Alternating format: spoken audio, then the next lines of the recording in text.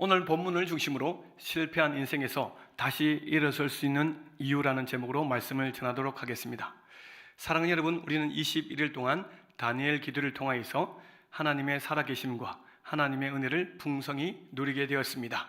저는 21일 동안 강사 한 분 한 분들의 강의를 듣고 또 간증을 들으면서 그분들에게 공통점이 있다라는 사실을 깨닫게 되었습니다. 한 분 한 분 간증을 들을 때마다 모든 분들이 인생에서 가장 큰 실패와 상처와 쓰디쓴 아픔을 경험했다는 것이었습니다. 그 실패 속에서 예수 그리스도를 믿게 되었고, 예수님을 통하여서 다시 새로운 인생, 하나님의 나라를 위해서 복음을 전하며 살아갈 수 있는 그런 사람으로 우뚝 세워졌다는 것입니다. 한 예로 와플대학의 손정희 장로님 이야기가 계속 기억에 남습니다. 그 장로님은 모든 것을 잃어버린 그 상태에서 아무것도 없는 그 상황 속에서 예수님을 만나게 되었고, 노점상부터 시작해서 열심히 주님을 믿고 섬기며 나아갈 때, 예수님을 전하며 나아갈 때 주님의 도우시고 또 하나님의 역사심을 통해서 많은 사람들에게 예수님을 전하는 사람이 되었다는 것입니다. 사랑하는 여러분, 저는 예전에 다하라 요네코의 산다는 것이 황홀하다라는 책을 읽게 되었습니다. 이 사람은 어릴 때부터 자존감이 낮았습니다. 부모님이 일찍 돌아가시고 힘들고 어려운 상황을 계속 겪게 되죠. 그러면서 내가 왜 살아가야지? 나는 무엇 때문에 살아가는지, 삶의 목적에 대해서 계속 알고 싶어 했습니다. 여러 사람들에게 물었죠. 선생님이나 친구들에게 또 여러 만나는 사람에게 내가 왜 살아가야 되는지 잘 모르겠습니다. 답을 가르쳐 주십시오 라고 계속 묻습니다. 그때마다 사람들이 이렇게 대답했다고 합니다. 지금 쓸데없는 생각하지 말고 공부나 열심히 하라고. 그 말을 듣고 낙심해서 나쁜 친구들과 함께 계속 세상적으로 살아갑니다. 술과 담배와 음란과 여러 잘못된 길로 계속 빠지게 되었습니다. 그러다가 그만 죽어야 되겠다라고 생각해서 달려오는 기차에 몸을 던집니다. 죽은 줄 알았지만 눈을 떠보니까 중환자실이었죠. 팔다리 다 떨어지고 겨우 숨만 쉬고 있는 상황 속에서 수술을 계속합니다. 죽고 싶다고 계속 외쳐댑니다. 그런 순간순간에도 의사가 계속 치료해 나가는 것이죠. 요네코의 인생의 터닝 포인트가 찾아오기 시작합니다. 그것은 한 청년이 다가왔는데요. 복음을 전했던 아키토시라는 청년이 계속 복음을 전합니다. 예수님에 대해서 거부하다가 어느 순간에 진심으로 예수님을 만나게 되죠. 예수님을 만나고 난 뒤에 인생이 조금씩 달라지기 시작합니다. 아키토시와 결혼을 하게 됩니다. 이 아키토시라는 청년은 목회자가 되죠. 요네코는 나중에 사모가 되었습니다. 요네코가 가장 실패한 인생에서 예수님을 만나고 가장 황홀한 삶을 살고 있다라고 쓴 책이 바로 이 책입니다. 요네코 사모님이 평생 중증 장애인으로 살아가지만 황홀한 인생에 대해서 이렇게 말을 합니다. 당신이 잃어버린 것은 당신에게 아주 크고 귀한 것입니다. 그러나 잃어버렸다고 모든 것이 없어진 것은 결코 아닙니다. 당신 자신이 존재하고 있기 때문입니다. 내가 인생에서 가장 실패했다고 느껴질 때 나의 진정한 모습을 보게 되었습니다. 내 인생에서 가장 실패한 일은 하나님을 잃어버린 것입니다. 그러나 하나님을 만나고 나니 내가 살고 싶어서 사는 것이 아니라는 것을 알게 되었습니다. 하나님께서 허락하셔서 살고 있다는 것을 안다면 삶은 황홀한 것입니다. 나의 삶은 하나님 때문에 황홀한 삶입니다 라고 말을 하죠. 요네코 사모님이 내 인생에서 가장 큰 실패는 하나님을 떠나고 내 삶의 목적을 잃어버린 것이었다라고 얘기합니다. 그리고 하나님을 통하여서 내 인생이 가장 황홀한 인생이 되었음을 말을 하죠. 사랑하는 여러분, 이 세상은 능력을 중요하게 여기고 성공을 중요하게 생각합니다. 이런 말이 있죠. 1등만 생각하는 더러운 세상. 세상은 1등만 생각하고 성공만 추구합니다. 그렇기 때문에 어떠한 사람이 실패를 했다고 하면 수치요 부끄러움이라 생각해서 감추기를 급급하죠. 그리고 많은 사람들이 불행하고 고통스럽다라고 생각하면서 두려움에 계속 빠집니다. 내 인생에 계속 실패가 거듭되고 거듭되어지면 자존감이 무너지고 모든 것을 감추고 싶고 하고 싶지 않을 때가 참 많습니다. 어떤 사람들은 삶을 포기하는 경우도 많이 있죠. 사랑하는 여러분, 사람들이 이력서를 쓸 때 잘한 거, 자기가 장점을 드러내고 싶은 것들만 쓰죠. 잘못되거나 실패한 것을 쓰지 않는다는 것은 잘 알고 있습니다. 어떻게든지 세상에서는 잘못된 것은 감추고 숨기고 잘한 것들만 자랑하고 드러내려고 하고 있습니다. 오늘 본문의 말씀에도 보면 예수님의 제자가 등장합니다. 이 예수님의 제자는 실패한 인생을 살았습니다. 예수님을 따를 때는 너무나 좋았습니다. 그러나 예수님께서 십자가에 못 박히시는 그 시점을 기점으로 해서 실패한 인생으로 전락하게 된 것이죠. 그렇게 예수님을 따르겠습니다, 예수님을 위해서 죽겠습니다 라고 말을 하였지만 결국에는 예수님을 부인하고 떠나는 제자의 모습을 성경을 통해서 우리는 잘 알게 됩니다. 사랑하는 여러분, 우리가 이 세상에서 가장 실패가 무엇입니까? 여러분의 인생에서 가장 큰 실패는 무엇입니까? 경제적인 문제가 찾아왔던 것이 가장 큰 실패입니까? 만났던 그 사람과 헤어져서 너무나 큰 아픔과 고통이 가장 큰 실패입니까? 원하는 대학교, 원하는 직장에 들어가지 못한 것이 가장 큰 실패입니까? 세상 사람들이 누리고 있는 모든 것들을 누리지 못하여서 사람들과 비교했을 때 나는 아주 가난한 사람이라고 느껴질 때 그때가 가장 큰 실패입니까? 오늘 본문에서 우리에게 주시는 첫 번째 은혜가 무엇입니까? 이 세상에서 가장 큰 실패는 하나님을 떠나서 자아 정체성을 상실한 것입니다. 내가 누구인지, 내가 무엇 때문에 살아가는지를 모르는 것이 이 세상에서 가장 큰 실패임을 말씀하고 있는 것이죠. 내가 열심히 살아가지만, 먹고 살기 위해서 최선을 다하지만 그 이후에 내 마음속에 찾아오는 공허함과 두려움, 알 수 없는 그런 무서움이 계속 자리 잡고 있습니다. 세상의 것을 채우면 채울수록 이런 공허함과 두려움, 때로는 실패에 대한 두려움이 계속 찾아온다는 것이죠. 사람들은 왜 목적을 잃어버리고 내가 왜 살아가야 되는지에 대해서 잘 모를까요? 그것은 하나님을 떠나서 내 힘으로, 자기의 힘으로 살아가려고 몸부림치기 때문에 그렇습니다. 오늘 본문에 보면 예수님께서 부활하시고 난 뒤에 제자들을 찾아가십니다. 부활의 주님을 만난 이 제자들, 오늘 본문의 바로 앞에 요한복음 20장 말씀에 보면 두 번이나 예수님께서 부활의 몸으로 찾아오십니다. 심지어 예수님을 의심했던 도마까지 찾아오셔서 손에 못자국과 옆구리 창자국을 보여주시면서 예수님의 부활하심, 이 땅의 진정한 소망이신 예수님의 부활을 보여주시고 믿게 하여 주셨습니다.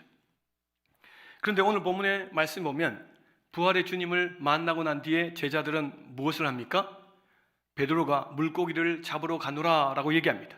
예수님의 수제자였던 베드로가 나는 물고기 잡으러 가노라 하니까 주변에 있던 제자들이 그럼 나도 물고기를 잡으러 가노라 하고 함께 물고기를 잡으러 가는 것이죠. 사랑하는 여러분, 부활의 예수님을 만나면 얼마나 기쁘고 놀랐겠습니까? 부활의 주님을 만났음에도 불구하고 제자들이 물고기를 잡으러 간다는 것, 이것은 제자들에게 뭔가 있다는 것이죠. 물론 예수님께서 내가 부활하고 갈릴리로 먼저 가겠다라고 말씀을 하셨습니다. 그래서 제자들이 갈릴리로 왔습니다. 하지만 제자들의 마음속에는 죄책감, 자책감, 주님 앞에 부끄러움이 있다는 것을 우리는 알게 되죠. 오늘 본문 뒤에 나오는 예수님께서 베드로에게 계속 네가 나를 사랑하느냐, 그 누구보다 나를 사랑하느냐라는 그런 대화 속에서도 우리는 알게 됩니다. 제자들의 마음에는 예수님께 죄송한 마음과 예수님께서 다시 나를 불러서 예수님의 제자로, 하나님 나라의 일꾼으로 세워주실까라는 그런 의심을 하고 있는 것이죠. 예수님의 제자들은 3년 동안 예수님을 따라다니면서도 계속 실패와 실수의 반복을 했습니다. 그럼에도 불구하고 예수님은 계속 찾아오셔서 예수님의 제자들이 누구인지를 분명히 알게 하여 주셨습니다. 아무리 죄책감과 좌절과 실망과 낙심과 수치와 두려움이 가득 차 있다 할지라도 제자들에게 찾아오셔서 계속 너는 누구인지, 무엇을 해야 하면서 살아야 되는지에 대해서 분명히 말씀해 주셨다는 것입니다. 사랑하는 여러분, 실패에 대한 충격은 자존심에 큰 영향력을 줍니다. 자존감이 훼손되고 자존감이 무너지게 되면 삶이 두렵고 무섭게 되죠. 자존감이 낮은 사람들은 계속 도피하려고 합니다. 피하려고 합니다. 만나려고 하지 않고 그냥 숨어 지내려고 하는 사람들이 많죠. 때로는 자포자기합니다. 실패한 것보다 실패의 후유증이 더 크다라는 말이 있습니다. 사랑하는 여러분, 실패한 것 때문에 사람이 완전히 무너지는 것은 아닙니다. 정말 그 사람이 무너지는 것은 실패한 것으로 인해서 마음의 감정의 무너짐입니다. 감정의 변화 때문에 사람들은 무너진다는 것이죠. 그런데 우리 예수님께서는 우리가 무너지고 실패할 때마다 찾아오셔서 이 무너진 감정을 회복시켜 주실 뿐만 아니라 너는 그 실패 속에서 어떻게 하면 일어설 수 있는지, 네가 누구인지를 계속 말씀해 주시는 것이죠. 주님께서는 너희들은 실패할 수밖에 없고 쓰러지고 넘어질 수밖에 없다. 그러나 내가 와서 너희들과 함께하고 너희들이 어떤 존재인지를 분명히 알게 되면 그 실패 속에서 일어설 수 있다라는 것을 주님이 계속 말씀하시는 것입니다. 사랑하는 여러분, 우리는 하나님의 자녀인 줄 믿습니다. 하나님의 자녀는 주님께서 분명히 우리를 붙잡고 계세요. 주님은 승리자이십니다. 영원한 승리를 주시는 분이시죠. 우리가 삶 속에서 아무리 비참하고 정말 감당할 수 없는 그런 아픔과 눈물과 괴로움이 찾아온다 할지라도 승리하신 주님께서 우리를 하나님의 자녀로 삼으셨기 때문에 그 실패 속에서 우리는 절대로 무너지지 않는 줄 믿습니다. 주님께서 계속 이것을 알게 하여 주시는 것이죠. 사람들이 성공했을 때는 자신을 쉽게 발견할 수 있다고 생각합니다. 내가 이렇게 업적을 내렸고 이렇게 사람들 앞에 자랑할 것이 많다라고 말하면서 나는 이런 사람이야 라고 생각합니다. 그런데 이것은 교만이죠. 이것은 삶의 주인이 나라라고 외치는 것과 똑같습니다. 우상 숭배를 하는 것과 똑같아요. 우리가 언제 우리의 모습을 제대로 볼 수 있습니까? 실패하고 넘어질 때입니다.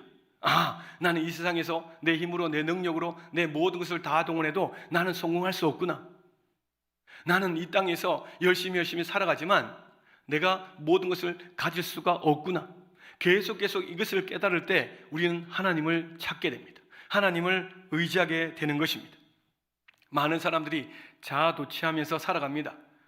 어느 일정 수준 성공한 사람들은 내가 이렇게 하였노라고, 나의 힘과 능력이 이만큼 있노라고 외쳐대고 있습니다. 오늘 본문에 나오는 베드로도 이전에 주님 앞에 이런 큰 소리를 외쳤죠. 마태복음 26장 33절, 모두 주를 버릴지라도 나는 결코 버리지 않겠나이다. 베드로는 예수님의 십자가 앞에서 모든 사람이 다 주를 버릴지라도 저는 주님을 따라가겠습니다. 저도 주와 함께 죽겠습니다. 라는 그런 호언장담의 말을 합니다. 그러나 예수님이 십자가에 못 박히기 전에 고통당하실 때 3번이나 예수님을 모른다고 부인하고 저주한 사람입니다. 예수님 앞에, 예수님의 십자가 앞에 제자들은 흔들렸습니다.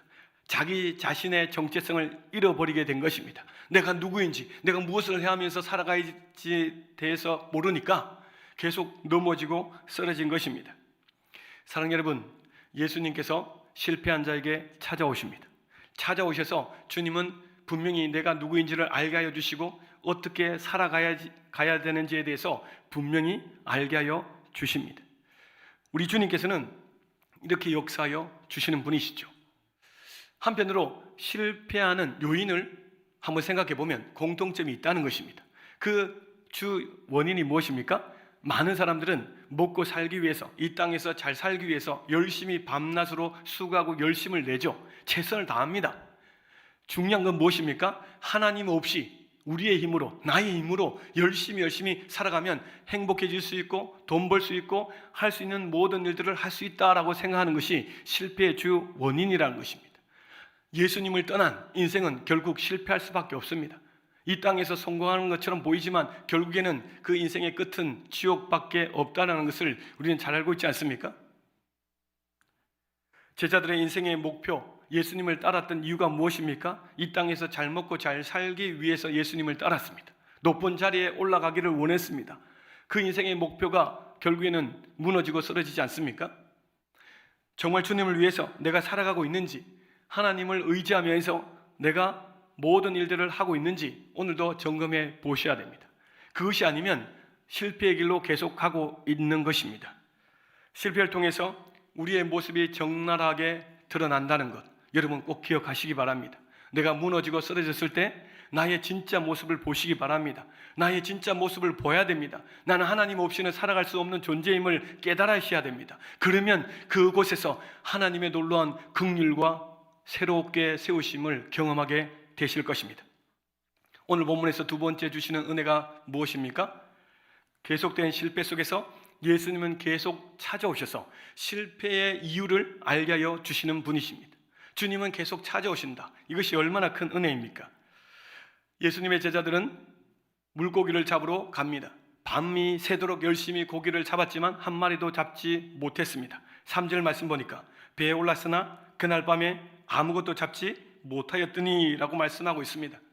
안 그래도 실패하고 낙심하고 좌절하고 자책감으로 가득 차 있는데 그동안 열심히 고기를 잘 잡았던 그 어부 출신들이지 않겠습니까?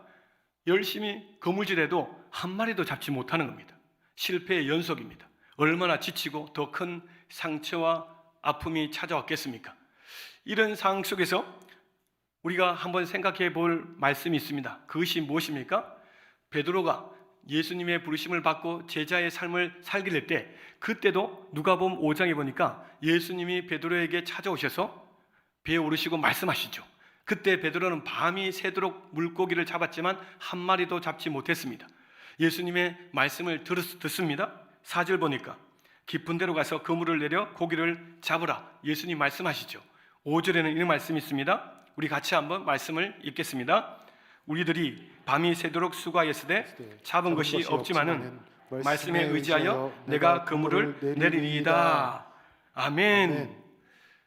힘들고 어려운 순간이지만 말씀에 의지하여서 내가 그물을 내리겠습니다. 깊은 곳에 가서 그물을 내리겠습니다 라고 했을 때 자기 배뿐만 아니라 친구의 배까지도 가득 수확한, 잡은 그런 경험을 여러분 우리가 잘 알고 있지 않습니까? 오늘 본문의 말씀에도 보면 또 고기를 잡지 못했습니다. 밤이 새도록 수고했는데 고기를 잡지 못해요. 이렇게 반복적인 사건이 계속 등장하는 것은 하나님의 의도적인 말씀이 있다는 것이죠. 예수님께서 반복적인 그 사건과 실패의 연속 속에서 말씀하시기를 원하시는 것이 분명히 있다는 것입니다. 오늘 우리가 이 말씀을 붙잡으셔야 돼요. 내 인생 가운데 계속 반복적으로 실패하는 이유가 무엇일까? 예수님은 오늘 이 말씀을 하십니다. 자, 4절 말씀 보십시오. 날이 새어갈 때 예수께서 바닷가에 서셨으나 제자들이 예수이신 줄 알지 못하는지라. 밤새도록 고기 잡고 실패하여서 지금 바닷가로 옵니다. 그때 예수님께서 서 계시고 제자들이 오는 것을 보고 계시죠. 예수님께서 서 계셨으나 제자들은 알지 못하였습니다. 예수님께서 오실 때는 언제입니까? 제자들이 실패할 때요. 고기를 아무것도 잡지 못하고 배고프고 허탈할 때 주님이 찾아오셨습니다. 우리 주님은 정확할 때 찾아오시죠. 주님의 말씀을 듣고 순종할 수 있을 때, 그때 주님은 찾아오신다는 겁니다. 많은 사람들이 실패해서 더 이상 아무것도 할 수 없고 큰 두려움과 어려움이 찾아왔을 때 이제 내 인생은 끝났구나라고 생각할 그때 주님은 찾아오셔서 우리의 마음을 만져주신다는 것입니다. 우리의 주님은 절대로 실패한 사람들을 외면하지 아니하십니다. 찾아오십니다. 이것이 오늘 우리에게 주시는 은혜인 줄 믿으시기 바랍니다. 예수님께서 찾아오셔서 먼저 제자들에게 말씀하십니다. 5절 말씀 보니까 예수께서 이르시되 얘들아 너희에게 고기가 있느냐 대답하되 없나이다. 주님은 분명히 제자들이 고기 한 마리도 잡지 못했음을 알고 계셨습니다. 그런데 왜 이렇게 물으십니까? 예수님께서 얘들아 너희들이 잡은 고기 있느냐? 이렇게 물으신 이유는 분명한 것입니다. 제자들이 내 힘으로 내 노력으로 열심히 일을 해도 안 되는 게 있구나. 주님의 도우심을 받아야 되는구나. 이것을 깨닫게 하시기 위함이죠. 열심히 노력해도 안 됩니다. 주님의 도우심을 생각하게 하는 말씀이지 않겠습니까? 6절 말씀에도 보니까 이르시되 그물을 배 오른편에 던지라 그리하면 잡으리라 하시니 이에 던졌더니 물고기가 많아 그물을 들 수 없더라. 아무것도 잡지 못한 그 상황 속에서 예수님은 얘들아, 오른쪽에 그물을 던져라. 여러분, 물고기는 깊은 곳에 많이 있지 않겠습니까? 계속 그물을 던졌지만 잡지 못했어요. 지금 물가 가까이에 있기 때문에 고기가 그렇게 많이 있지도 않고 새벽에는 거의 고기가 잘 잡히지 않습니다. 아침에는. 그런 상황에서 그물을 던져라? 여러분, 베드로는 이전의 말씀을 떠올리면서 그물을 던졌습니다. 던졌는데 어떤 일이 벌어집니까? 물고기를 너무나 많이 잡았어요. 11절 말씀 보니까 어떤 말씀이 있습니까? 가득 잡았는데 153마리를 잡았다고 말씀하고 있습니다. 할렐루야. 사랑하는 여러분, 이 말씀은 우리에게 무엇을 시사하고 있습니까? 예수님의 말씀에 순종하며 나아갈 때 물고기 잡는 일조차도 주님이 허락하신다는 것이죠. 말씀에 순종하며 살아가는 순간순간에 우리 모든 일들을 경험하고 있지 않습니까? 내 작은 일조차도, 오죽하면 숨 쉬는 것조차도 주님께서 우리의 호흡을 주장하고 계신다라고 성경 분명히 말씀하고 있습니다. 내 삶의 모든 것이 내가 주인인 것처럼 보이지만 내 삶의 주인은 누구이십니까? 예수님이십니다. 주님이십니다.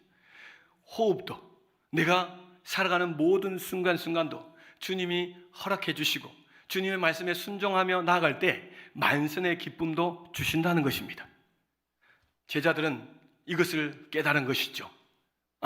내 힘으로, 내 노력으로 되는 것이 아니라 주님께서 허락하시고 주님이 함께 하실 때 만선의 기쁨을 누리는구나라는 것을 알게 된 것입니다. 사랑하는 여러분, 예수님께서 이전에도 요한복음 15장 5절에 이런 말씀을 하셨습니다. 나를 떠나서는 너희가 아무것도 할 수 없습니다. 나를 떠나서는 너희가 아무것도 할 수 없다라고 분명히 말씀하셨습니다. 제자들은 이 상황에서 이 말씀을 떠올리지 않았을까라고 생각을 해보게 됩니다. 제자들이 이 상황 속에서 무엇을 생각했을까요? 주님의 말씀에 순종했을 때 주님께서 열매를 맺게 하시고 잡게 하여 주셨구나. 내가 왜 빈손으로 지금 돌아왔는가 생각하게 된 것이죠. 고기를 잡으러 갈 때도 예수님께 기도하면서 고기를 잡으러 갔다라는 말이 없습니다. 자기들이 그냥 고기를 잡으러 간 것이죠. 사랑하는 여러분, 우리가 제자들의 실패를 통해서 주님이 우리에게 하시고 싶은 말씀이 무엇입니까? 지금도 너는 너의 삶 속에서 너의 힘으로 살아가고 있니? 너의 지혜로, 너의 생각으로 계속 살아가고 있니? 너의 삶 속에서 하나님의 도우시고 함께 하심을 경험하고 있니? 하나님의 존재, 이 예수님의 존재가 너의 인생 가운데 어떤 존재로 지금 있니? 주님은 묻고 계시는 것이죠. 사랑하는 여러분, 주님 없는 인생은 결국 빈배로 돌아올 수밖에 없어요. 내 손에 쥐어지는 것은 결국 아무것도 없다는 것입니다. 주님이 나와 함께 하시고 주의 말씀에 순종하며 살아갈 때 그 실패한 인생에서 하나님의 도우심으로 이루는 인생으로 바뀌게 됩니다.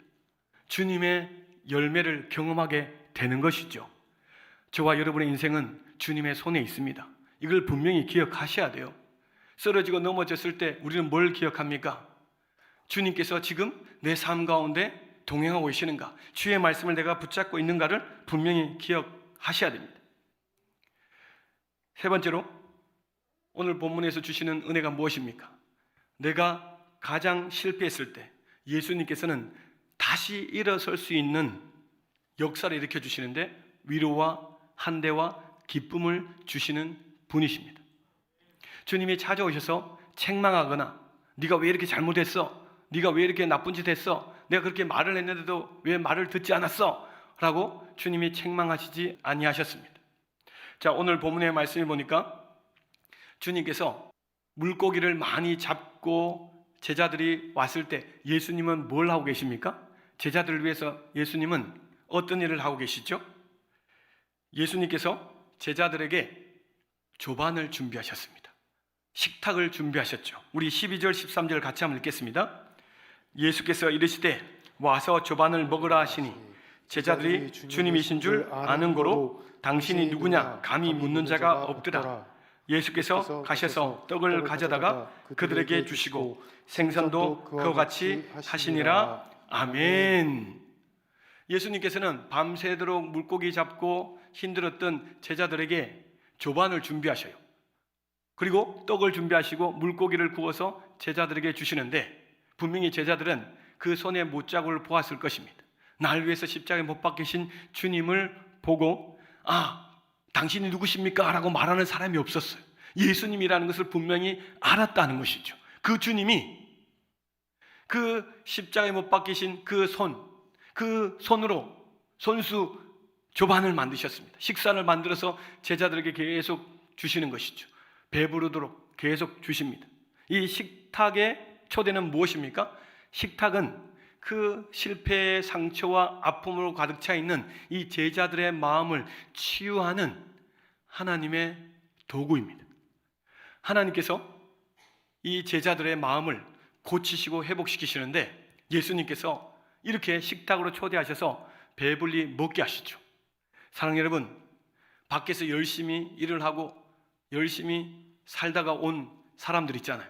집에 와서 따뜻한 밥에, 따뜻한 국에, 반찬에, 맛있는 반찬에 딱 차려져 있으면 얼마나 기뻐 즐거이 먹습니까? 차려준 엄마나 아내에게 얼마나 감사해요.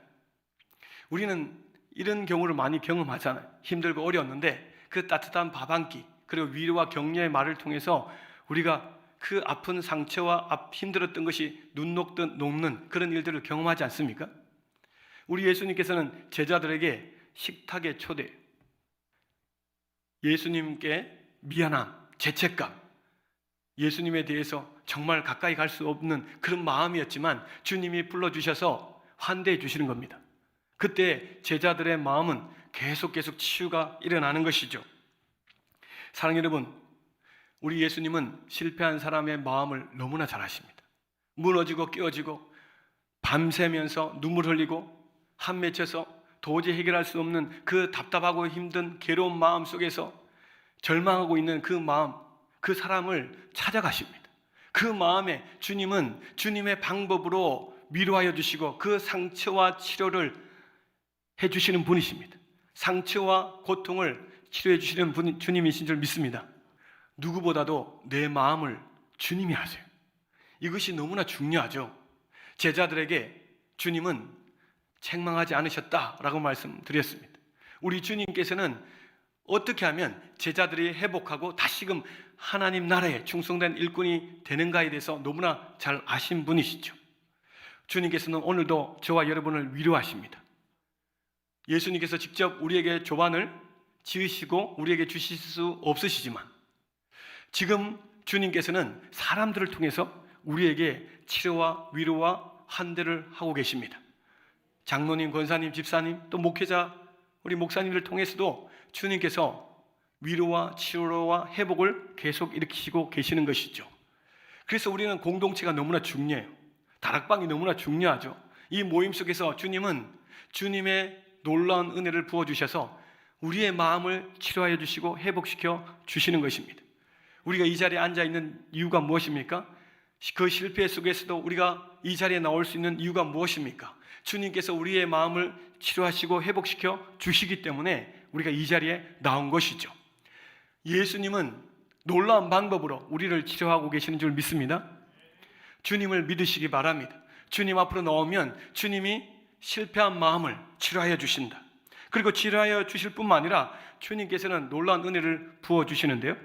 요한복음 14장 22절에 보니까 이런 말씀이 있습니다. 지금은 너희가 근심하나 내가 다시 너희를 보리니 너희 마음이 기쁠 것이요 너희 기쁨을 빼앗을 자가 없으리라. 아멘. 예수님께서 십자가에 못 박히시기 전에 너희들이 근심할 것이다. 내가 십자가에 못 박힐 때 너희들이 근심하고 두려워할 것이나 다시 보게 되어서 너희 기쁨이 충만하게 될 것이다. 주님이 말씀하셨죠. 요한복음 15장 11절에도 이렇게 말씀하십니다. 우리 같이 한번 읽겠습니다. 내가 이것을 너희에게 이름은 내 기쁨이 너희 안에 있어 너희 기쁨을 충만하게 하려 함이라. 아멘. 예수님께서 이 말씀들을 하신 이유가 우리에게 기쁨을 주시려고 하셨다라고 말씀하십니다. 제자들이 그 실패와 낭망에 사로잡힌 상황 속에서도 찾아오셔서 잃어버렸던 기쁨을 회복시켜 주십니다. 두려움 속에 낙심 속에 있던 죄책감 속에 사로잡힌 이 제자들을 주님께서 세상이 알 수 없는 기쁨을 주셔서 다시 회복시키시고 계신다는 것입니다. 우리 주님의 방법은 놀라운 방법입니다. 저와 여러분에게 주님께서는 주님의 방법으로 찾아오셔서 저와 여러분에게 기쁨을 주실 줄 믿습니다. 이 기쁨을 회복할 때 우리는 그 실패에서 다시 일어설 수 있는 것이죠. 주님께서 나를 버리시면 어떡하나? 주님이 나를 들어 쓰시지 아니하시면 어떡하나? 주님께서 나를 도와주시지 않으시면 어떡하나? 이런 의심에 사로잡혔던 제자들에게 주님은 먹이시고 기쁨을 주시고 또다시 회복시켜 주십니다. 그래야 해서 관계가 회복되었습니다. 제자들은 이후에 어떻게 됩니까? 주의 말씀에 순종하여서 예루살렘으로 돌아가서 성령 충만받아서 주님 앞에 크게 쓰임받는 일꾼들이 다 되었습니다. 저와 여러분도 마찬가지입니다. 계속 삶 속에서 실패가 찾아왔습니까? 나는 안 돼. 나는 더 이상 아무것도 할 수 없어. 나는 하면 계속 넘어지고 자빠져. 사람들에게 상처를 주고 아픔을 줘. 내 아내에게, 남편에게 실망과 아픔을 줄 수밖에 없어. 그렇게 생각하시는 분이 계십니까? 오늘 주님께서 찾아오셔서 여러분에게 주님의 치유와 회복을 통하여서 다시금 기쁨을 주실 줄 믿습니다. 이 땅을 다시금 살아갈 수 있도록 용기를 북돋아 주시는 분이십니다. 말씀을 맺습니다. 사랑하는 여러분, 우리의 삶을 돌아보면 실패의 연속이었습니다. 예수님의 제자들도 계속 실패하고 넘어지고 쓰러졌지만 어떻게 됩니까? 주님의 역사심, 찾아오심을 통하여서 제자들은 다시 일어선 것이죠. 오뚜기처럼 다시 일어선 제자들, 주님의 자녀들이요 하나님의 일꾼들이었기 때문에 그렇습니다. 저와 여러분도 마찬가지입니다. 우리가 쓰러지고 넘어질지라도 주님이 우리를 다시 일으켜 세우십니다. 주님께서 찾아오셔서 말씀하여 주시고 주님의 말씀대로 순종하며 살아갈 때 열매를 맺게 해주실 뿐만 아니라 우리를 들어 쓰실 줄 믿습니다. 다니엘 기도의 간증자들처럼 우리가 간증의 주인공이 되어서 하나님을 자랑하고 수많은 사람들에게 이 복음을 전하는 저와 여러분이 될 줄 믿습니다.